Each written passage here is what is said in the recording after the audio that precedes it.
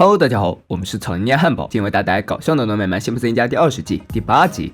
秃头又要去亿万富翁疗养院了，和自己同级别人交流感情，这无疑是他一年之中最快乐的时光。毕竟美国乱不乱是由他们说了算，那些昂贵的食物在他们眼里都是用来玩乐的工具。别人烧烤都是用肉、蔬菜，好家伙，他们直接用亮晶晶钻石。至于射箭名画，那都是射箭用的靶子，有钱就是世界最大的魔法，什么用扫帚飞行啦，根本不在话下。当富翁们正在游泳的时候，这国家另一边，春田小学里小心将厕所上女涂成了男，这结结实实的坑了一把校长。混混们觉得他的恶作剧确实很赞，不过他们更想看的还是他用蜂窝去打那些2年级小屁孩们。面对挑战，小新向来是来者不拒，弹弓一弹，蜂巢稳稳地落在孩子们的正中间。幸好没让其他人各自躲避之后，自己趴上去，用身体压住了蜂窝。谁知想象中的疼痛并没有到来，幸好妹很奇怪，这蜜蜂都去哪里了？他掰开了蜂窝，才发现里面所有的蜜蜂都死了。威利来到他的身后，附和道：“是啊，蜜蜂都死了，不光是这里，从格拉斯哥到爱丁堡，全世界蜜蜂都死光了，没有人知道这是为什么。”说完，威利就让幸好妹展示满地的蜜蜂尸体。他说：“最近他养的好多小蜜蜂都死了。”幸好妹很惊奇，他都不知道威利还是个养蜂人。威利说自己是蜜蜂管理员，他还为死去那些建造了墓碑。说完，他又禁不住哭了起来。亿万富翁疗养院里，每间房上都有他们的财产数额，上面数字每分每秒都在往上涨。篝火晚会上，大家照例讲起了可怕的故事。一个富翁说，证券管理委员会的电话居然是从他们代理的房子里打过来的。秃头在和另一些人一起赌博，一方弃牌之后，秃头加注了100万美元，还押上了秘书。他的对手见可以用人做赌注，就让自己的职业篮球队给押了出去。是时候亮牌了，秃头运气不错，为自己赢下了一支篮球队。输家让他好好经营那支队伍，表示如果他们偷懒，就混些类固醇到他们的药中。辛巴在家看彩票的开奖，新小妹急匆匆冲了过来，说蜜蜂快死光了，让他想办法救救他们。辛巴倒是觉得死了更好，以后就没有东西能够蛰他了。但当听到没有蜜蜂就没有蜜糖之后，辛巴脑海中终于浮现出了可怕的画面。在那个荒芜的世界里，没有蜜蜂，也没有蜂蜜，只有一个机器人递给他了一罐人造蜂蜜，但喝了一口之后，他要被压成了盒子。这可怕的场景激起了辛巴的斗志。走吧，现在就去拯救那些蜜蜂。父娘找到了专业人士帮助，在一朵花上，教授发现一只死去的蜜蜂，将它装进玻璃瓶后，他将蜜蜂近距离展示在父女俩眼前。只见它身上遍布红斑，显示患上了蜂类麻疹。辛巴很是惊奇，动物也会生病吗？教授有些无语，表示还只跟新小妹聊天吧。现在当务之急就是要找到还没有患病的蜜蜂，以此来建立一个健康的族群。他制作了一种激素，能够吸引他们前来，不过它好像对漂亮女孩更有效。这时辛巴发现女儿的脸上有一只，他立刻戴上手套，打算除掉这只蜜蜂，但教授阻止了他，说这是一只没有染病的蜂后。小妹很惊喜，我们怎么样才能毫发无伤的捉住它呢？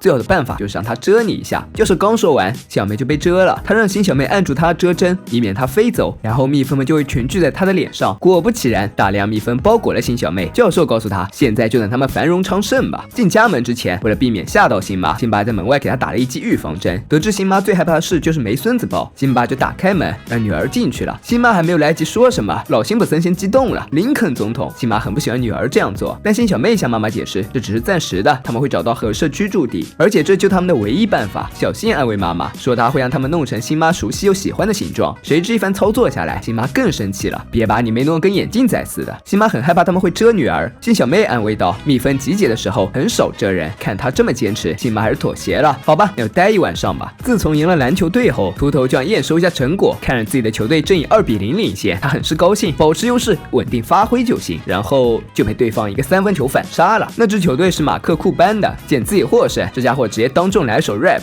秃头长这么大还没有见过这么嚣张的人，就问秘书这人是什么来头。秘书告诉他，他是联盟里最牛的球队老板。看他愉快在赛场上上蹿下跳，秃头有些奇怪，因为感觉这人的钱给他带来了很多欢乐。他吩咐秘书待会儿要见一见这个人。马克来了之后，两人闲聊起来，得知秃头依靠核电厂发家。马克很惊讶，他压根不记得自己是怎么赚到钱的。秃头有些怀疑他是个冒牌的亿万富翁，于是他们来了一段富翁的专属握手方式。这一套动作下来，证明了马克的身份货真价实。接着秃头就问马克，为什么他不像其他富翁一样在公众面前隐藏自己。马克表示一切不过是兴趣使然，他告诉他们没有人会注意他超过10秒。马克的话给了秃头很大的启发，是时候向公众炫耀一下自己的财富了。金小妹依旧还带着蜜蜂胡须，很不凑巧，餐点被辛巴放了很多糖浆，这让小新有些难以下嘴。不过这对辛巴来说就不是问题了，他可以将蜜蜂一起吃掉，补充些肉类。辛妈告诉女儿，她想到了如何解决蜜蜂的问题。城外有一个被遗弃的温室，或许可以安置它们，那里曾是一个美丽的地方。直到辛巴开始接手打理，母女俩来到了温室外，打开门一看，这里的确是很完美。蜜蜂们很听指挥，金小妹一吆喝，他们就飞走了。小家伙的离开让金小妹深有感触，我一定会想念他们的。现在你知道你上大学时我的感受了，也不是还有小新吗？他一直都会在，但他要出去修理电冰箱啊。我也更往的在大众面前展示自己，秃头可算是赚足了噱头。不过这老人家的审美显然已经落伍了，比赛使用的啦啦队还穿着上个世纪的衣服，而且还拒绝了贩卖热狗的商贩，转而向观众撒鹅肝酱。最让人难以接受的还是为了博眼球，让比赛场地溅了血。这下观众们都纷纷离开了。秘书当然知道秃头做的一切，但事与愿违，人都走光了，戏演给谁看？秃头并没有被眼前挫折打倒，他表示自己将化腐朽为神奇。他想象一下马克将会如何做，在他的幻想中，他告诉秃头建造一个新的竞技场，最顶尖的，这倒是一个好主意。这天，小梅又来看她的小蜜蜂们，不料此时一个巨大铅球打了进来，原是秃头要在这里建造竞技场，他忙冲上去想要阻止他疯狂的行为，但秃头心意已决，又怎么会为一个小姑娘改变？双方都不愿意妥协，最后就只有一个办法，那就是投票决定。小梅发表自己的演说，城里只有一个地方能让蜜蜂繁衍，但伯恩斯连最后的栖地都要毁掉。他请求各位好好考虑一下自己的请求，将来春年镇子孙们会通过他们现在怎么样关心小动物来评定他们。他并不只是要求人们救救这些蜜蜂，而是在拯救他们的灵魂。这一番深情并妙的话打动了台下的人们，也打动了台上的秃头。他表示自己不会再想建新的篮球场，当然也就没有可滑动天顶、接吻摄像头，没有北极人类木木。得知木木要离开，人们都嚎叫起来，不，他们可都是木木的狂热粉丝。现在台下没有人不同意建造篮球场了。小梅还在努力求求木木，不过他的确不是文雅博爱的人，因为他还靠着杀金鱼取乐。小梅抱着自己的蜜蜂们，看着即将建立起来篮球场，黯然神伤离开了。到了酒吧，老毛子问着小姑娘：“你的蜜蜂怎么样了？”秃头拆掉他们的庇护所，而且他们还没有强到能够独立生存。说罢，他又一口干了杯中的牛奶，表示自己要回家了。看女儿难过的离开，辛巴表示愿意做任何事情让她高兴。老毛子听了，神神秘秘地说：“在这间屋子后面，他养了一些极其强悍的非洲蜜蜂，如果能够让他们和新小妹的蜜蜂杂交，就可以让那些蜜蜂强壮到能够应付任何环境。”老毛子将新小妹养的蜂后放进有自己蜜蜂的罐子里，为了不让他们害羞，还贴心的盖了块布。为了烘托浪漫的气氛，老毛子还准备了音乐和蜡烛。6周以后，体育馆建造完毕。也是这天，辛巴拉女儿爬上山坡，小妹累得不行，但是相信老爸有重要的事，因为他可从来没有爬过这么高的坡。终于走上来了，辛巴告诉女儿：“你养的蜜蜂虽然在几天前已经死了，但这些是他们的后代，强到可以在任何环境里生存。”闻此，小妹有些害怕，这不会很危险吧？答案是肯定的。刚揭开盖子，就将辛巴撂翻了。他们直直奔向新建体育馆。此时，体育馆内，托托还在发表他的激情演说，欢迎体验美国梦。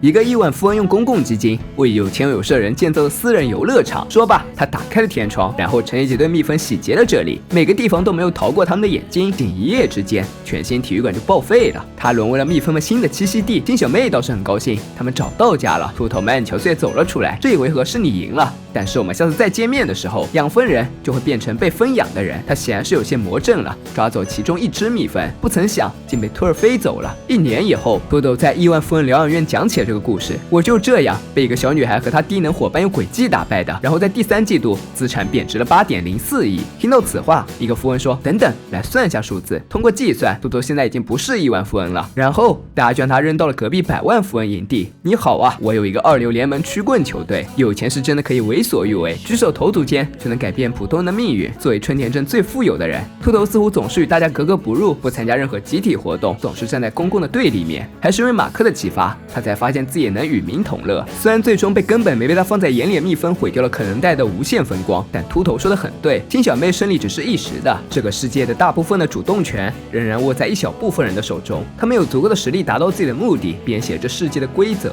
本期视频就到这里了，先小伙伴别忘点赞、评论、关注，咱们下期见，拜拜。